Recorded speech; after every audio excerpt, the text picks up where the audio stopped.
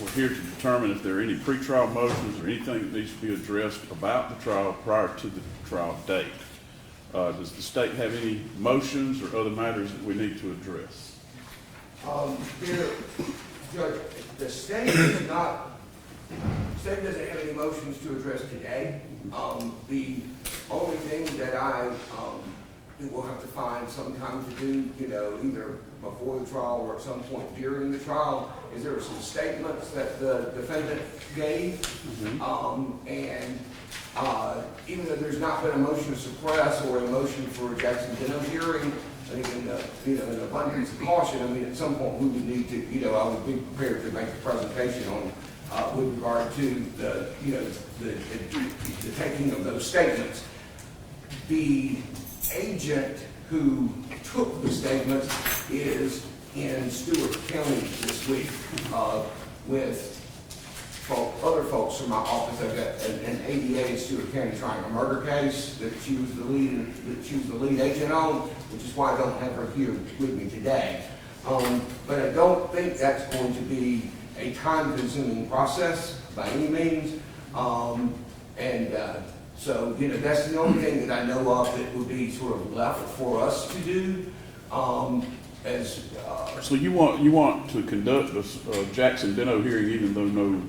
Well, the law says that basically we have to, establish a statement was voluntary before we can use it, and it's... But you want to do that before it's tendered, before we even have a jury at trial. I think it's probably better to do it outside the presence of the jury, I don't anticipate any issues with it, frankly, but I'm just saying that's the only thing on our side that I think is left to be resolved. There's no, so far as I know, at this point, I don't anticipate any issues with witness availability. Okay. Almost all the witnesses have already been served. The ones who haven't actually physically been served are people that we have been in contact with and are arranging to meet at some point this week, where we'll actually serve them at time that one or the other of us meets with them.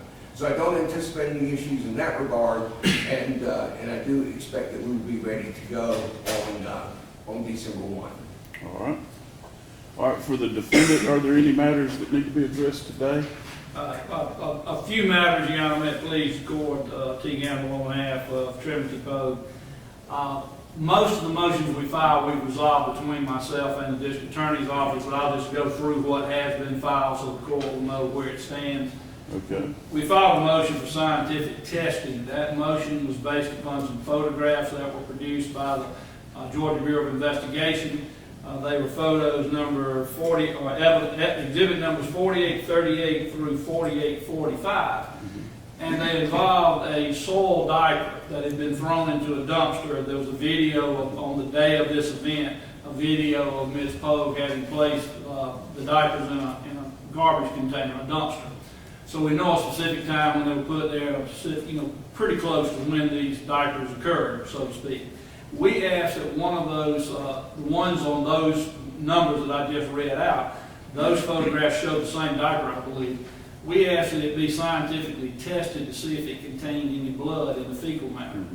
Now, unfortunately, in talking to the district attorney, they've told me that the diapers were not saved. The only diaper that was saved was the one that the child had on the day that he ended up at the hospital. And so we do not have that one, so there's nothing for them to produce to be tested. Now, we'll tell the court we will probably file a motion for spoliation concerning the fact they threw it away, and that's going to need to be heard, but I did not know until today that they had thrown it away. And I think, I don't mean the district attorney, I'm not blaming the state. I think that the day off, when they took in the evidence, I think, from what I understand, it was gone from almost day one. There's not a situation in which they held it for a while and then threw it away after the motion. It was just simply not collected by the agent who did the crime scene investigation. He photographed various things, but my understanding is that it was simply not collected. So it's not something that we've had in our possession and then disposed of. All right.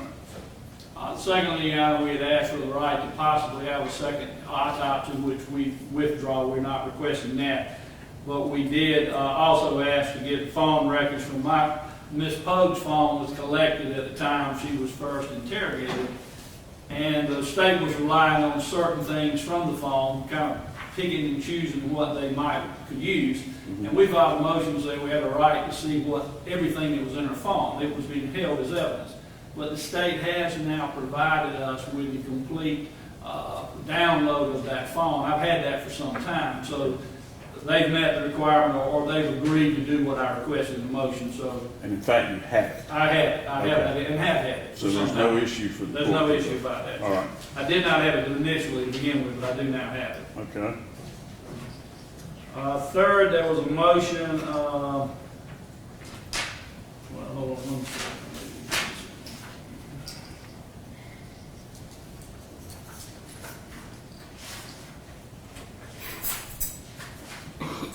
I did have a motion as well, Your Honor, to provide more medical records. The initial medical records that were provided were, I don't know, 80 or 90 pages long, but it turned out that was just part of the medical records from Phoebe Putney and some other records from previous treatment for the child.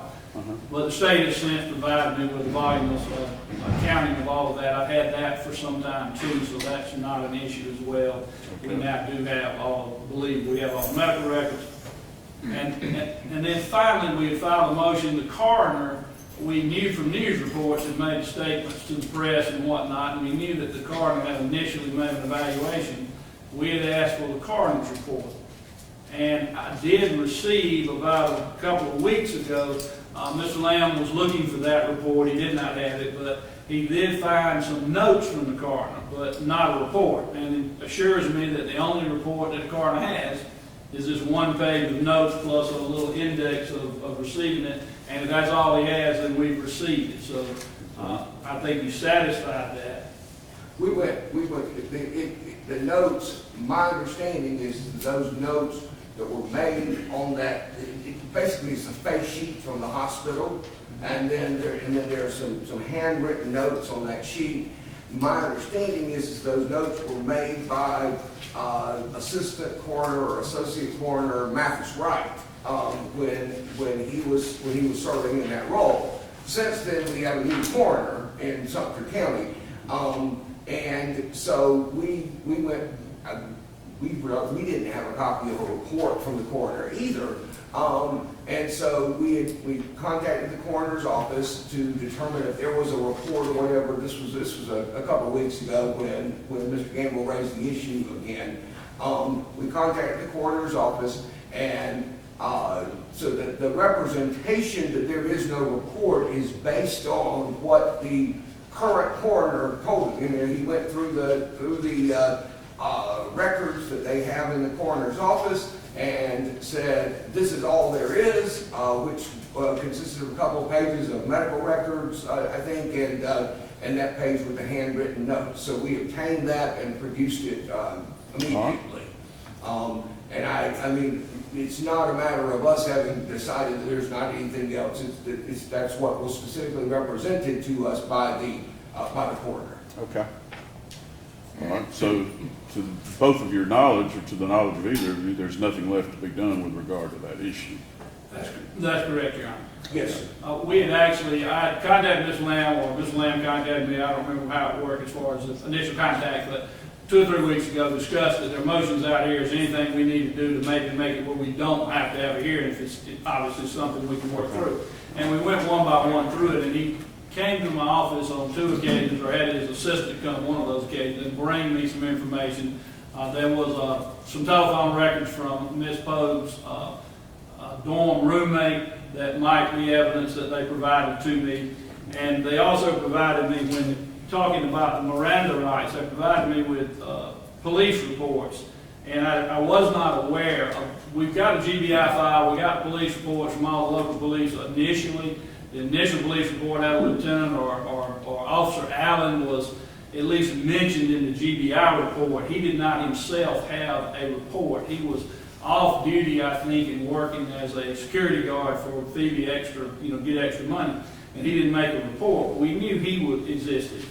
But when I got the APD report here, there are two other officers that are mentioned. Eric English is one that made a narrative report, and the other one was John Webb.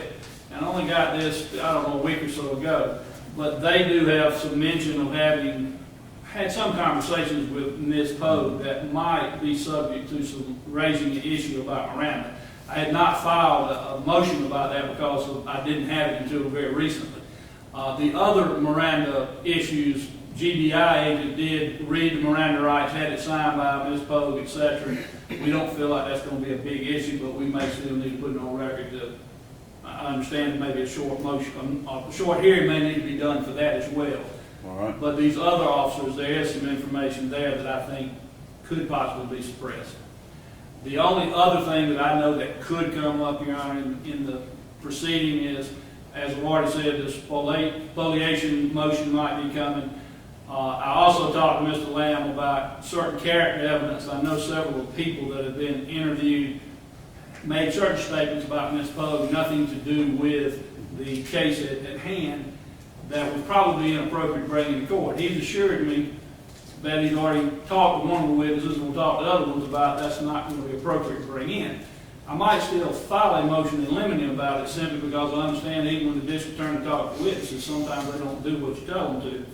And I would like it to be on record that we have asked that that not be allowed and have a ruling on it. All right. But I don't think there'd be much opposition to the fact that I believe that that particular evidence should come in. All right. Yeah, there's not going to be, I mean, if that motion is filed, as I told Mr. Gamble, one of the witnesses that I've already met with, that he's referring to, you know, I've already explained that, you know, general statements about her character and so forth are not things that, that I won't, you know, things that I won't ask her about. She shouldn't work those things out. But, you know, after my experience in trying the case in Macon County recently with Your Honor, you know, and a witness blurting out something that ended up forcing a mistrial in the case. Well, you might want to file a motion in limine, and Right, I'll I mean, I'm actually trying to be very careful with these witnesses to make sure that they're instructed in advance, that they can't discuss certain things, you know, I mean, just certain things, opinions and so forth they have would not be admissible evidence, and that they can't state those things without, unless they're asked specifically about it. All right.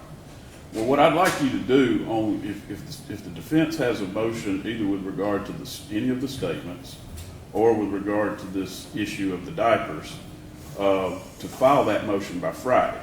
We'll do that, Your Honor. And then we will hold any hearing on that motion or any statements that need to be addressed or any motions in limine that are filed. We'll hold that after jury selection. We'll hold those hearings after jury selection. What I've done, Mr. Gamble, I don't know if you've done this yet with us. The voir dire is a little, we've been doing it a little different than, you know, than it was done in the past. In other words, I'm getting the attorneys, and I'll be sending you an order, and Mr. Lamb an order to present your general voir dire questions ahead of time. We're going to use a number method where the jurors will raise their cards and indicate whether they have any information responsive to your general questions. The court's going to ask those questions. I'll give them to you numbered ahead of time so that you can use your notes. This will all be explained in an order. And then when we go to individual voir dire, we do it in 12, panels of 12 or 14 if the defense consents to it. We'll do that in the other courtroom. We'll bring them in 12 at a time, still be an open court, but we will use both courtrooms so the jurors that are on deck, so to speak, will be in here, and we'll do it in there. You know, I have limited the voir dire to some of the things that you're really not entitled to ask. I mean, in particular, I expect we'll have some individual voir dire in this case, so I am going to limit those questions to, you know, what's appropriate under the statute. But I'll get that order to y'all and probably put a deadline of next Wednesday for y'all to submit those. That's okay. So do you have in mind what that deadline will be? Probably next Wednesday. Next Wednesday? Yeah. Okay. Yeah. Right, basically the last business day before the trial. That's right. Okay. That's right. Yes, sir. And then the other thing I wanted to address with you, the media is here. And I don't know if this representative is planning to be here when the trial starts, or if it's going to be, we have had media requests every time. If it is going to be, I don't even know what organization this is. Okay. I would like, or do you anticipate you being the person that would come? I'm not sure. Okay. Well, I'd like for you all perhaps to meet with this gentleman before he leaves to discuss logistics of how we would do it. You know, my preference is that they be in the back, and of course, no jurors are shown. And I think it would be really difficult for Court TV or any other news outlet to video the day of jury selection, because it's just going to be full of jurors. And so my preference would be that we not have it on that day, but start it, you know, as soon as the jury's set, and you can be on this side so you can video this way, and the jury won't be in the picture. The state would object to there being any recording or broadcasting of anything that occurs in connection with jury selection. That's why I brought it up. I want you all to address that with the representative that's here from Court TV. And then, of course, I'd like these requests, if there's going to be a request for trial, to come in ahead of time so we can make sure there's not any issues ahead of time. And you know, if you think there's going to be an issue, then let's bring it up so we can take it up on the record. And I understand you may not have this information right now, but can your secretary, can somebody upstairs provide us with the names or whatever other entities have filed requests in the past, so that It's been WALB, but yeah, whatever Sherry gets, I think it comes by email, and I think I've signed orders, which I guess are in the clerk's file. So, okay, including one this morning. Who has previously made requests or who may be making? I don't have that information in front of me, but I imagine Sherry does, or the clerk's file may have. Right. All right, anything else we need to address? Not right now, Your Honor. Okay, all right, thank We'll be you. ready on this. I anticipate this being the case we try that week. We know that, Your Honor. We will be ready. All right, thank y'all.